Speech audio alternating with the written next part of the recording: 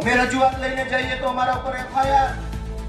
એટલે મેં નક્કી કર્યું છે કે ગુજરાતનો આત્મા જગાડવાનો છે. અને મેં નક્કી કર્યું છે કે અમે ન્યાય નથી અપાવી શક્યા દીકરીને. અને એટલે દીકરીને જે પોલીસે પટ્ટા માર્યા છે એ પટ્ટા આજે હું ખાઈશ જાહેરમાં. અને મેં નક્કી કર્યું છે કે આ દીકરીના પટ્ટા માર્યા છે એ પટ્ટા મને મળવા જોઈએ.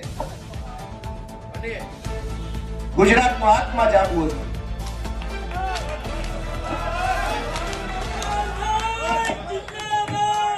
ગુજરાતનો આત્મા જાગવો જોઈએ. હવે ગુજરાતનો આત્મા જાગવો જોઈએ. મૂકી દો.